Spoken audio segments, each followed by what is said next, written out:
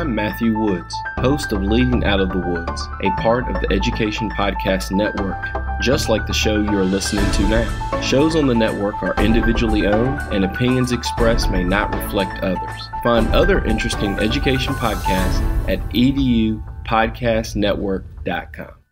The Clark County Public Schools, Virginia, is seeking a superintendent beginning August 1st, 2024.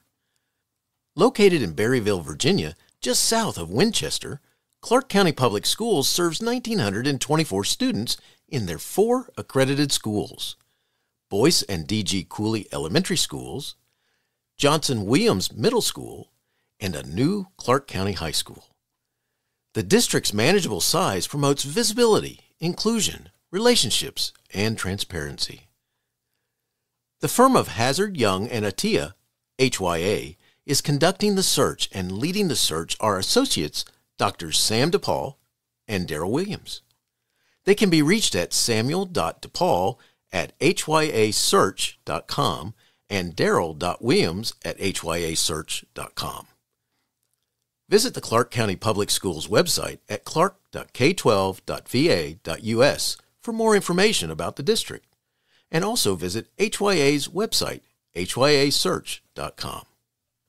Hey, welcome back. Steve here, and today I'm talking with Mike Duncan. Mike is the CEO of Battelle for Kids and was one of the longest-serving superintendents in the state of Georgia. Yeah, that's cool. Our focus is the report, The Future of the Portrait of a Graduate. So much to learn, so much to think about. Thanks for listening. Oh, by the way, before you go, could I ask you a favor? It'd be so cool if you helped out the podcast. Yeah, here's one of the ways you could do that. You could tell a friend and share the links. You could go to my website and leave a review and subscribe, and how about this? You could click on the link on my website homepage where it says buy me a coffee, and by doing this you could donate $5 to help me defray the costs associated with producing the podcast. Hey, what do you think? That'd be so cool. You are awesome. Enjoy the show. One of the stories that we often hear with the portrait of a graduate process is even in communities where there may be some divisiveness, bringing the community together and making sure that we have all of the community, all the voices at the table to talk about future hopes and dreams for the young people in that community is such an amazing way to bring people together.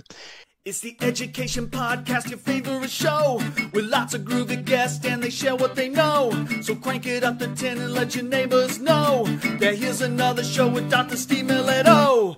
Teaching, learning, leading, K-12. Teaching, learning, leading, K-12. Teaching, learning, leading, K-12. With Dr. Steve Milletto. Mike Duncan is the president and CEO of Battelle for Kids. Before his current role, he was one of the longest-serving superintendents in the state of Georgia, having been the superintendent at Pike County Schools since 2005.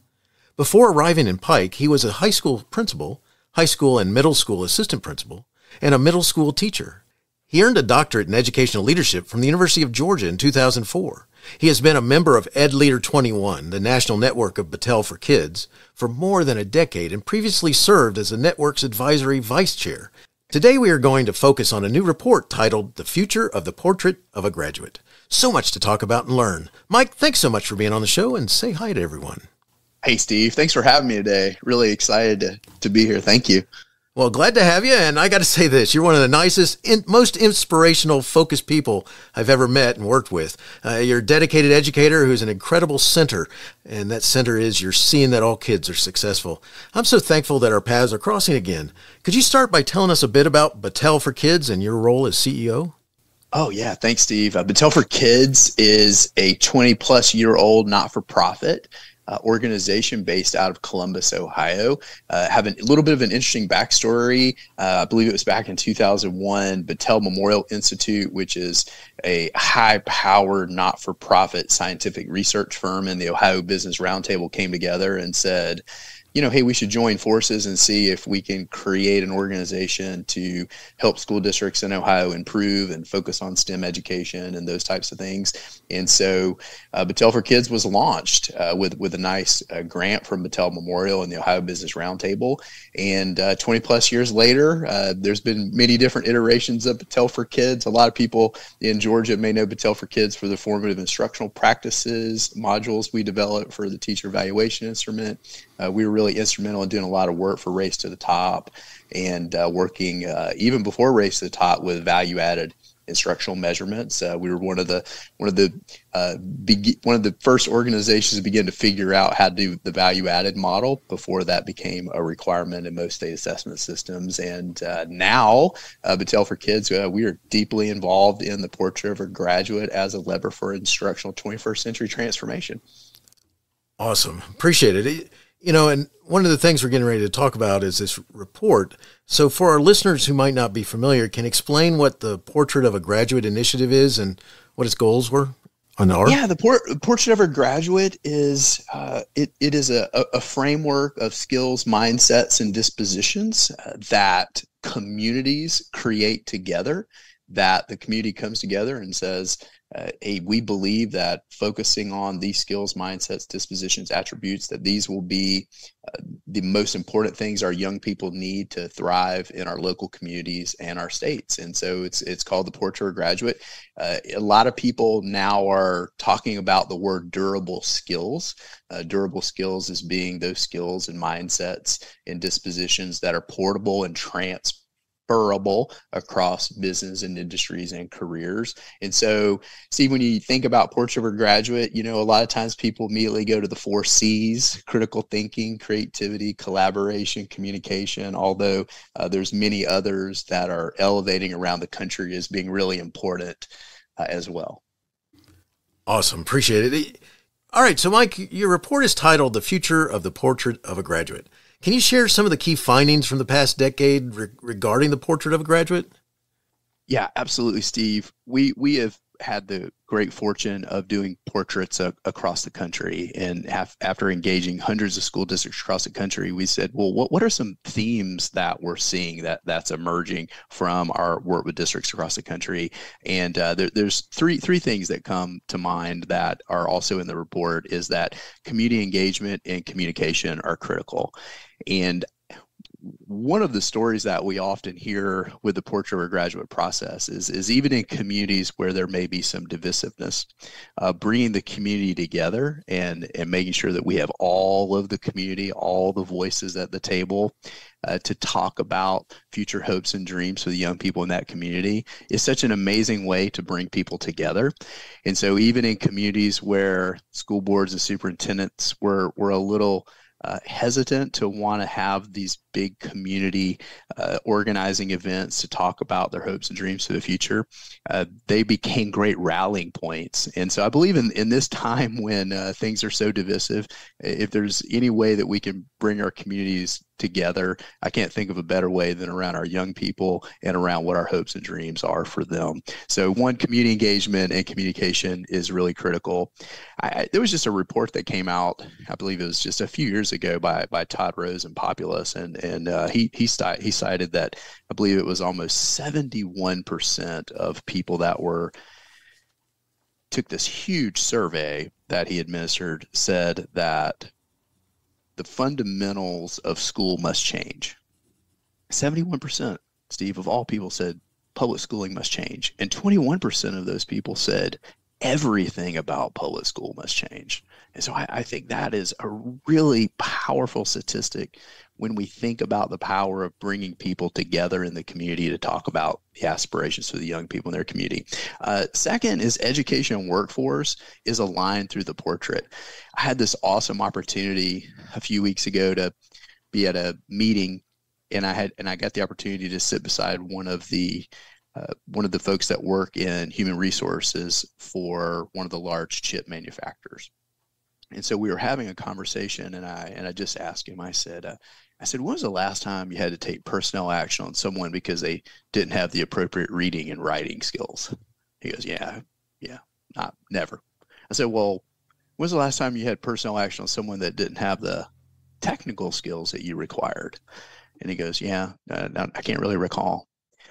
I said, well, how many times have you had to take personnel action because there was someone that couldn't communicate effectively, collaborate as a team member, think critically, take initiative? And he goes, yeah, that's pretty much the bulk of it.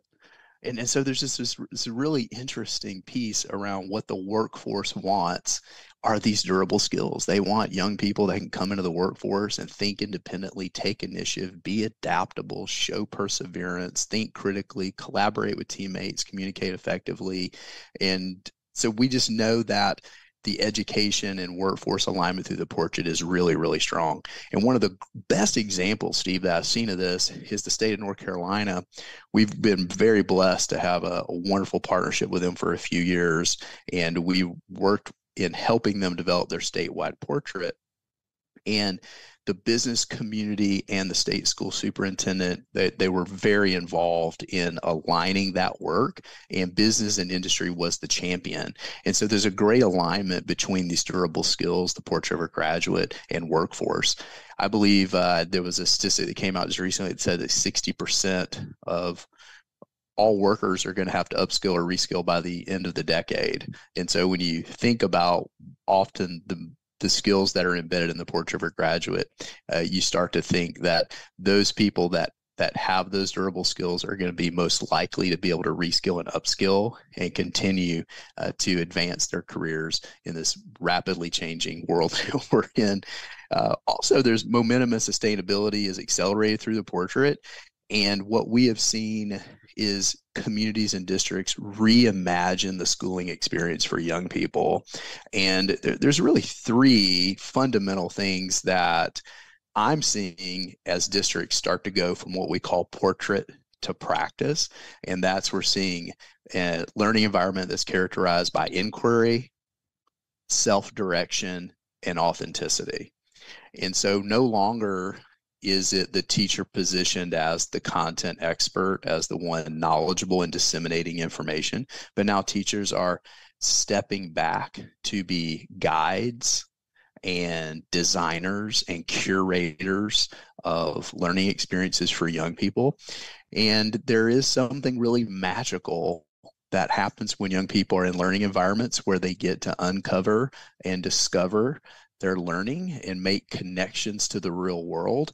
That's learning that's sticky, Steve. And I would say right now, what we've been engaged in for the last 20 or more years, focused on the high stakes accountability testing, that learning isn't very sticky.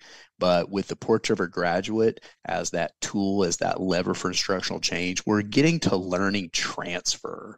And we're seeing so many districts around the country that are engaging young people in authentic performances that are place-based in their community, solving real problems for real people, expoing their learning to experts. And it's just the most exciting thing I've ever been involved with, Steve. It's really exciting to be able to see all the amazing work that's going on around the country. That's awesome. And it's interesting because I'm going to go back into ancient history, and I grew up in part of Florida, and one of the things that they were experimenting with in those days was a test for the graduates to take. And one of the things that was funny about that initial test, they didn't know what they were going to exactly give us. But one of the things that was on that test that I'll never forget, because all of us talked about it after it was over with, were shapes of bottles. Which one of these bottles would more likely contain a product that you would use on your teeth? And which one of these products, it's like, nice. All right. I do think they changed that test a little bit down the road, but I can remember when that test came out. And so I kind of want to pop to something that you said. I know it's a little basic there, and all of us who were worried about it at the time were like, wow, that was difficult, man. Yeah. But go ahead. I'm sorry. Yeah, well, Steve, I was going to say, it's something I've done in the past, which is always fun, is to take a math word problem from a 4th or 5th grade assessment and have grown people try to solve that. Oh, that's cruel, man.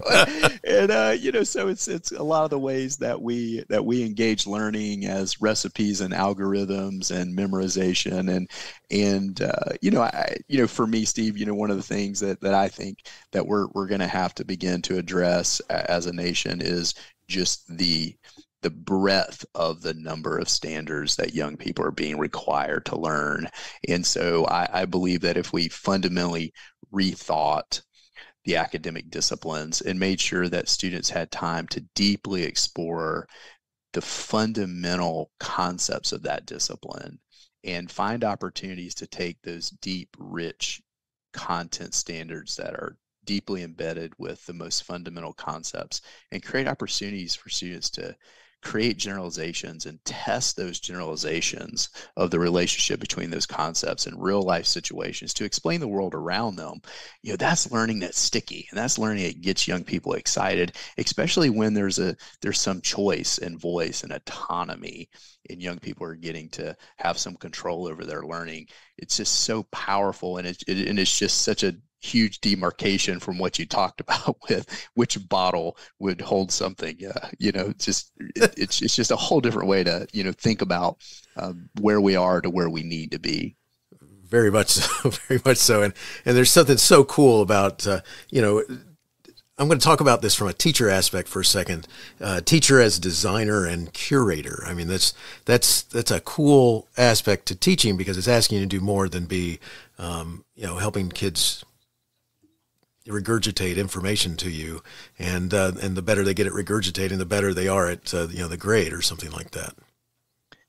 Yeah, Steve, and I would also throw guide in there. Those are the three that were, when I was school superintendent, that were really important for me as we redefine the teaching profession in my district. It was teacher as designer, teacher as guide, teacher as curator, and then what did those things mean as we thought about the evolution of the instructional environment.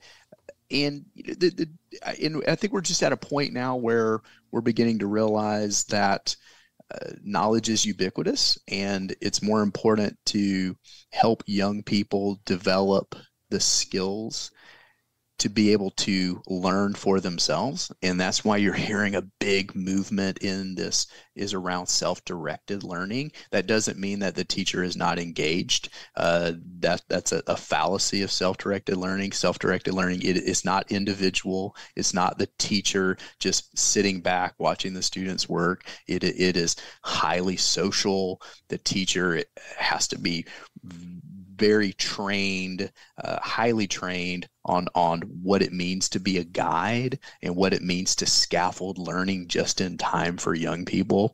And so what I have seen with our work around the country is that when teachers get a taste of what it means to be a design, a guide, and a curator, there is just a sense of energy and a renewal love for the classroom.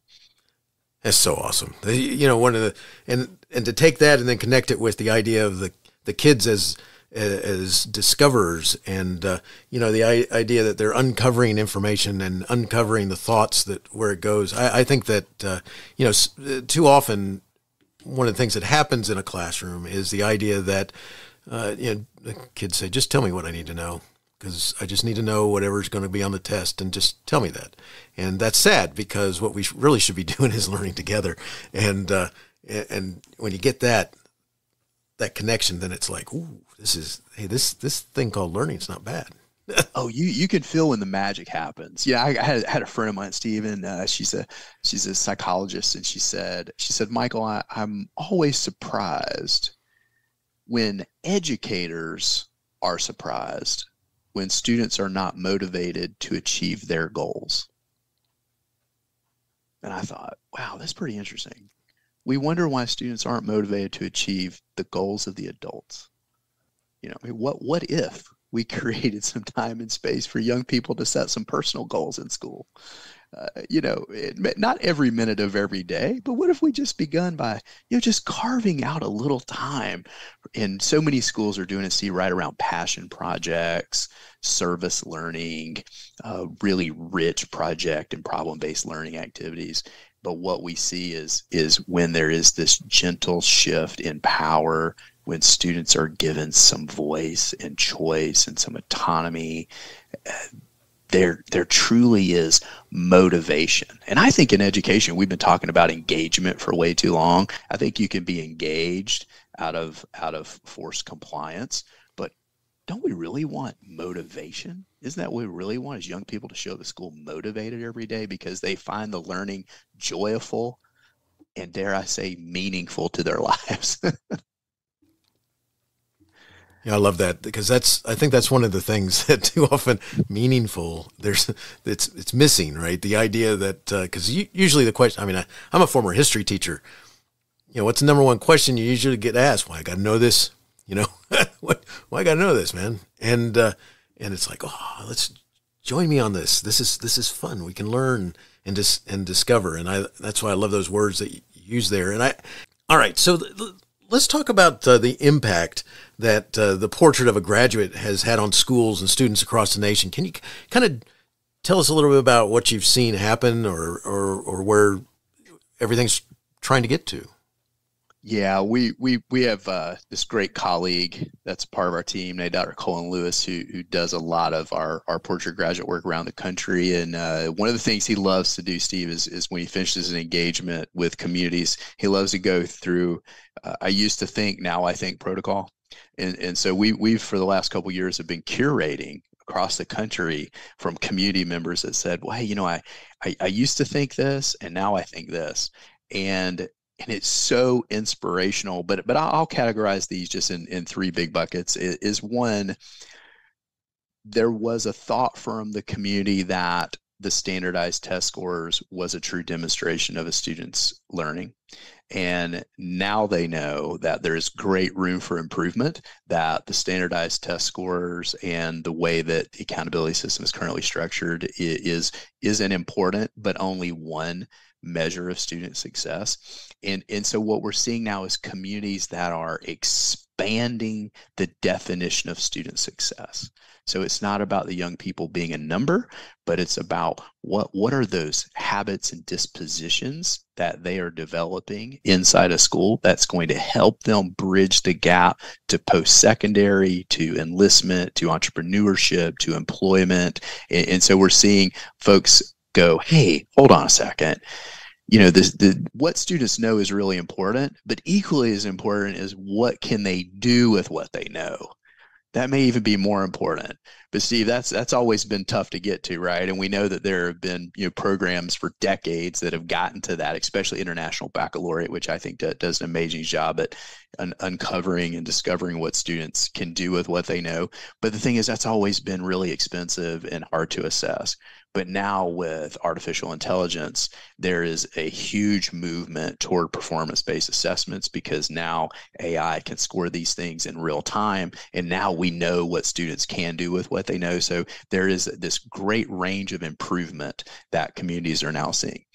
Second is an emphasis on emotional intelligence and critical thinking. And I always love it. It's really funny. See, I get an opportunity to speak different groups, and I had this very large city Rotary Club asked me to come and talk about the portrait. And so I was talking about some of the portrait competencies that we often see, and talked about critical thinking as being in most all of them. And so this gentleman in the back raised his hand. He goes, well, oh, hold on a second. I thought that's what schools were designed to do, is to teach students to think critically, but you're having to put it in these portraits of a graduate explicitly, so critical thinking is actually happening. So there was there was this gap between what a lot of people think is happening in schools, but what is actually happening in schools. And of course, we know throughout the nation, in every classroom, every day, there's critical thinking going on. But when there is intentionality around critical thinking, when there is intentionality around developing emotional intelligence, such as empathy, you start to see some really amazing things happen. And one of the challenges that I love to give principals is to say, hey, when you go back to your school tomorrow, and just throughout the day, just have an opportunity to stop and ask a teacher and say, hey, I'm going to put you on the spot for a second. It's no right or wrong answer, but define critical thinking for me, and see how many different definitions of critical thinking you get just by asking 5 teachers in your building. And if they all 5 have uniquely different definitions, then are we really intentionally developing that skill in young people? And so that is one of the beautiful things about the portrait graduate is it forces us to define it and to describe it in terms of what students are doing that says, hey, this is critical thinking. And Steve, I would mention the emotional intelligence is a really important piece too. We're seeing in many, many portraits around the country, empathy being a very important piece that's being put into portraits now. And I had a really nice lady at a meeting I was at a while back, and she said, well, how do you teach empathy? And I said, well, you don't teach empathy. You can model empathy, and you can create environments in which students can develop empathy. And so the idea is that we want to create a learning environment that fosters empathy by creating learning activities that give young people the opportunity to view situations from multiple perspectives and to challenge their own beliefs. And so through perspective taking and challenging their own personal beliefs, we start to develop empathy. So once again, we're not teaching it, but we're fostering it. And that's an important piece, because, not everything that's really important can be measured, and not everything that can be measured is really that important, right? It's an old adage we've heard for years. Thirdly, one of the things that we have learned is that, and I don't think this is any surprise, is that there is great complexity to the educational process. And as districts take their portrait from a poster on the wall to activating in that inside the classroom for every kid every day, that is a very complex system that you're now impacting. And so that system is made up of multiple processes. What is your instructional design process?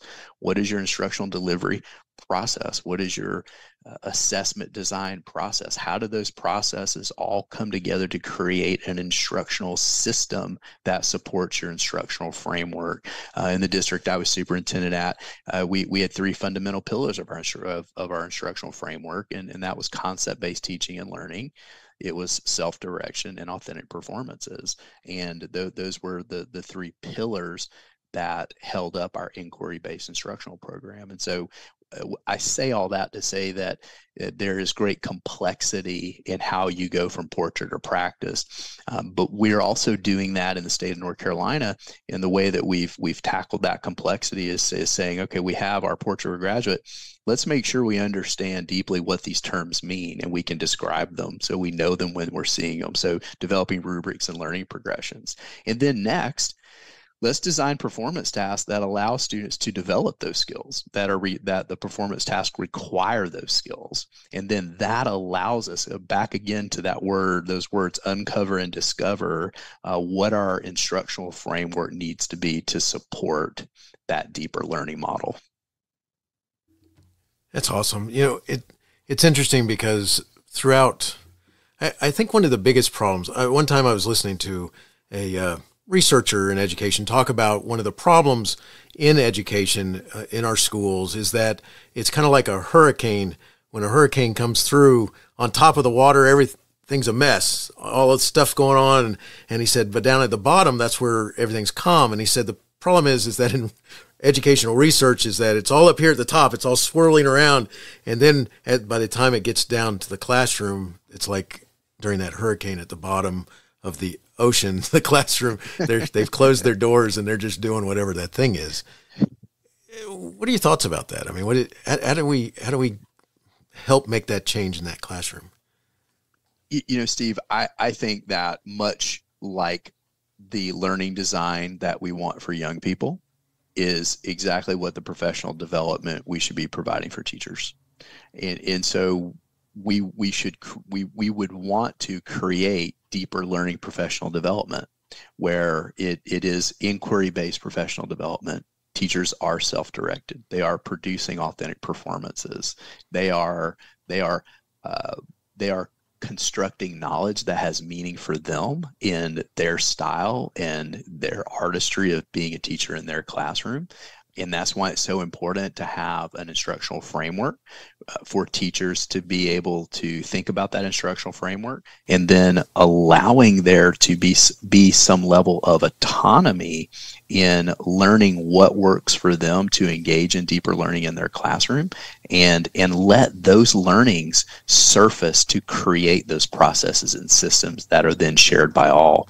So much like we want for young people, if we engage that with teachers teachers, then that professional development is sticky and it's meaningful, other than the one-off workshops on this strategy or that strategy, or learning one thing in isolation, but helping them look at the instructional process holistically and run communities of practice inside their schools with support from leadership, all in service of developing those learnings so that system and those processes are created. Love it. So it's just one of those old things, if you teachers teach how they were taught. Right. And so if we want to change that, the professional development that we offer should look and feel very different, because we want to mirror that for what we want them to do with young people in the classroom. So that's just so awesome. I love that. One of the things, Mike, that I want to make sure we go back to here is that, the report emphasizes the shift towards future-ready education. So can you talk a little bit about how schools have adapted to prepare students for the demands of the future workplace? I mean, what is it that the schools are doing to make that shift? Yeah, some of the things, Steve, that we have seen that I really, really love is the idea of learning expos. And so when students are engaged in rich design thinking projects or project-based learning or even concept-based inquiry, there is this opportunity for students to work in teams where there is some autonomy and self-direction, much like we as adults work in teams where we're having to set goals, progress monitor, reflect on how we're progressing, mid-course corrections, but then defend the quality of our work. And so very few people work in isolation anymore. And so we're seeing districts that are engaging in this collaborative learning where that ends in demonstrations of learning to the community where they have to defend their, and I say defend, that's probably strong, where they have to expo their learning and share what they've learned with experts in the field, much like we as adults have to do in our jobs.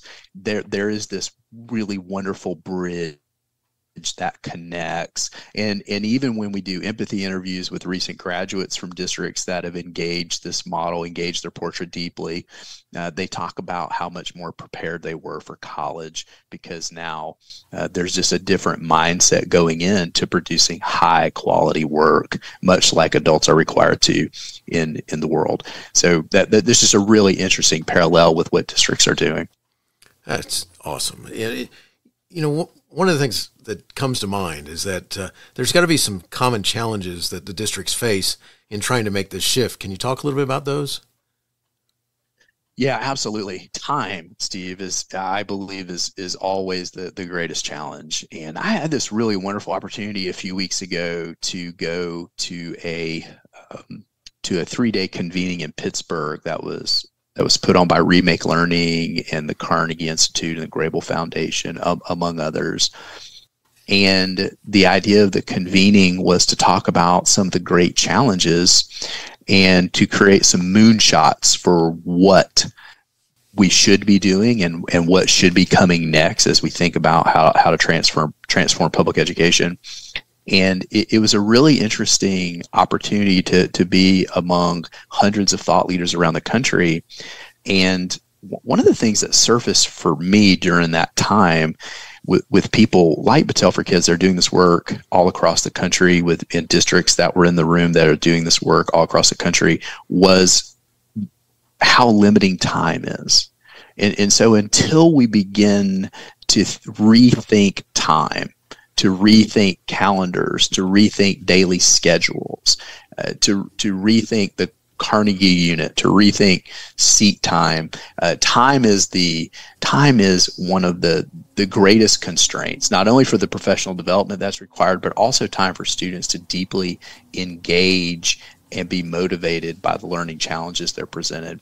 There's an amazing school district right outside of Cleveland called Mayfield City Schools. Superintendent Mike Barnes is just a wonderful, wonderful thought leader in the space.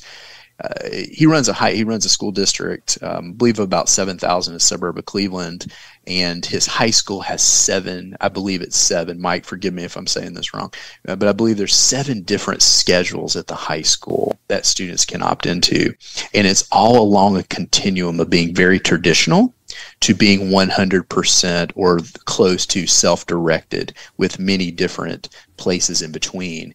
And so the young people at that school opt into the schedule that works best for them. And so when they're in schedules that are more self-directed, that are more inquiry-based, they have time to do that deep, rich learning and collaboration with their colleagues. And so that is one school district that I've seen that just got right up to the edge and said, you know what, we're going to rethink time in just an incredibly unique and different way. And so I think that's the greatest challenge, Steve, is thinking about time, because there is a tradition of the school calendar, of the school day. Parents, they have commitments that they have to abide to, go to every day, you know, and so we are beginning to see that communities that are moving deeply are beginning to fundamentally rethink how they use time. So I say that's the greatest challenge. Gotcha. And yes, it's such a cool thing when people rethink time and then also try to deal with whatever those challenges are. Like, because there's always something that kind of pops in there, whether it's just any number of things, from family commitments to whatever else might be going on in the world of the students. So I love that, and appreciate you sharing that. What a cool thing as you start thinking about the way you could restructure time in a day. You know, one of the things that you've talked about, Mike, is community engagement and communication. They're highlighted as critical components. I mean, how can schools effectively engage their communities in the development and implementation of what's talked about in Portrait of a Graduate? Well, at Battelle for Kids, we have a Portrait of a Graduate process that requires there to be voice of all stakeholder groups, including students, during the construction of that portrait, and being really intentional about who is the convener, who is the inviter, to bring community members in to hear their voice, to create a space that is welcoming and a space that is safe to come in and to be honest about how they feel school is or is not working for their family currently, and what they believe could be done, and what those skills and attributes need to be for their young people to be successful. That is absolutely the most critical thing, and it's something that can't be rushed. See, one of the things that we often see is communities will do a tremendous amount of deep engagement during the portrait creation process. But then oftentimes that community engagement will start to wane over time. And so one of the things that we try to counsel districts on is continue to keep the community engaged.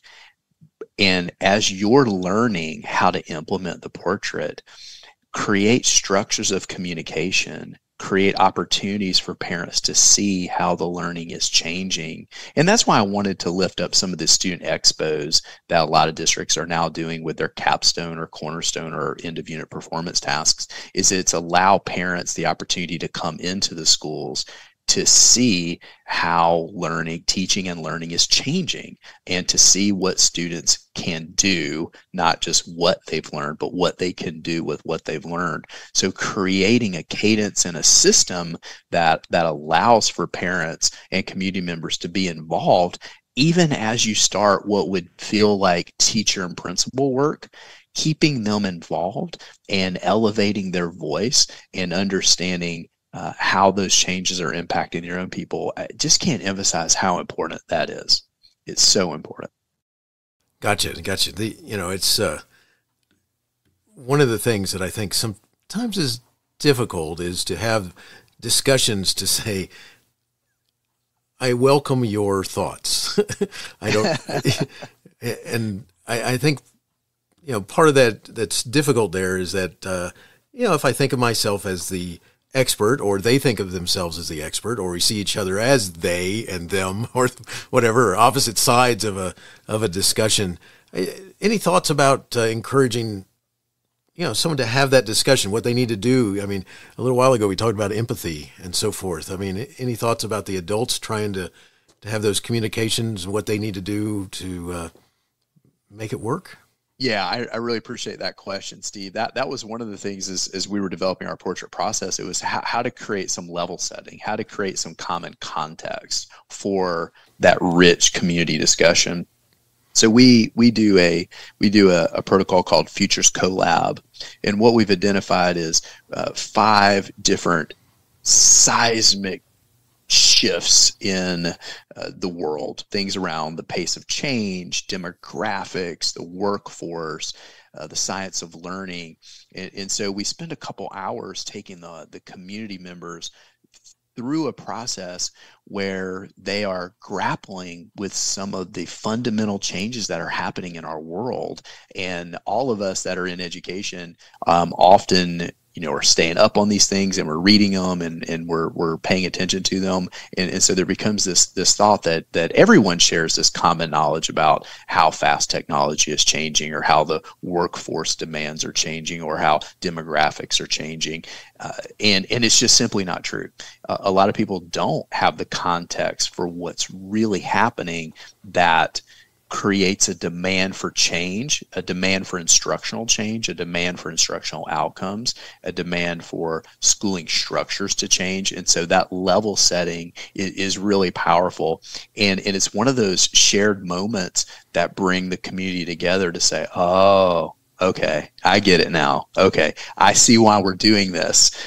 When they're presented with statistics, like 60% of all current workers will have to reskill or upskill by the end of the decade, or 300 million jobs may be lost to AI. All of these these types of startling statistics about the future brings people in a place that creates a sense of urgency and says, hey, you know what? Now's the time. Like, we're all here. We really need to do something to help support our schools, help support our young people, help support our families, and think that the Portrait of a Graduate and the learning outcomes that it produces can be an and, not an or. And that's one of the things we tell communities is that, you're always going to have standardized assessments. And that's important because you need to know what students know. Now let's address the and.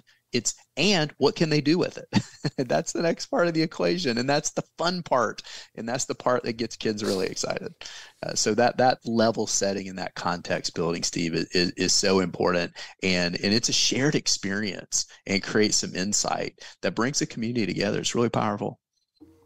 I love it. It's good stuff. One of the things that, as we're drawn to a close here, one of the things, Mike, that I'd like you to kind of focus on is this. If listeners could take just one key message from this report, away with them, what would you say that is? What's that key message that the report's trying to get them to say, oh, I understand?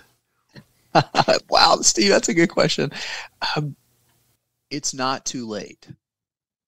If your community, if your school district has not begun this journey, now's the perfect time to engage this movement. Because when we started this a decade ago, the districts that were engaging this work were pioneers. They were figuring everything out in real time, collaborating through our national Ed Leader 21 network, curating best practices and examples and shared learning. There's a lot now for districts to lean on. National networks like Ed Leader 21. There are organizations like Battelle for Kids that can come alongside and help support. And that wasn't the case a decade ago. And so if the journey feels too big, too intimidating, too divisive, just know that now there's partners all over the country that can help you. And there's a lot of learning that has occurred and a lot of research that has occurred in the last decade. And so when I was superintendent, it took us 7 or 8 years to get real strong traction on our portrait. We're seeing districts do that now in less than 3 years. There's a great story of a superintendent from Karen Chesser from Durango, Colorado. She was also superintendent of Fort Thomas, Kentucky.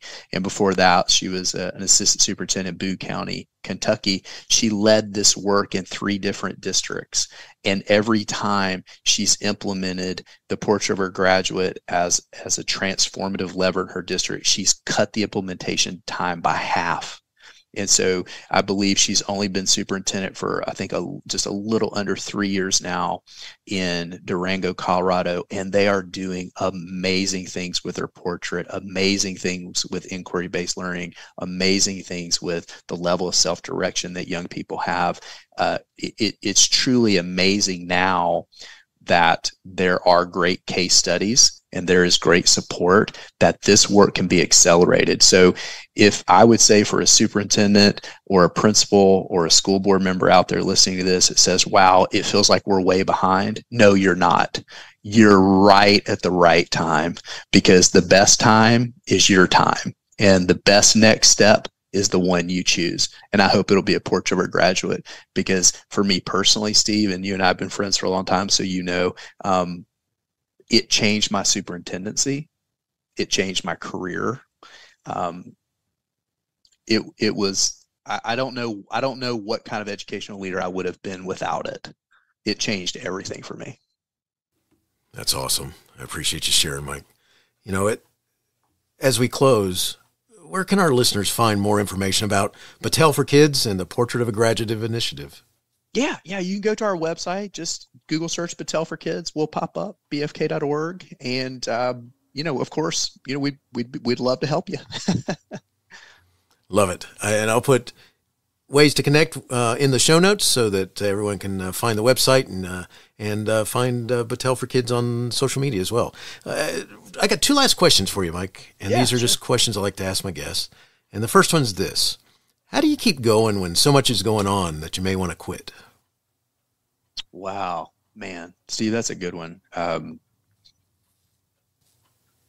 That's a good one.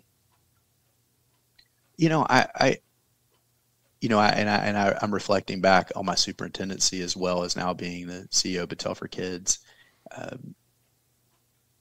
For me, just being able to have this opportunity to tell you the stories about Mike Barnes and Karen Chesser and Brian Troop in Ephrata, Pennsylvania, and Aaron Spence in Loudon, Virginia, to be able to share the stories of these great leaders and the great things that they're doing for kids. And even when I was superintendent, Steve, that I love to tell those stories about all the great school leaders that I've met around the country. Being able to share great things that are going on and the impact that it's having on young people. It just absolutely keeps me going every day. And I want to share with you something that we got from a teacher just the other day from North Carolina. And she said this: I've learned so much while doing this work.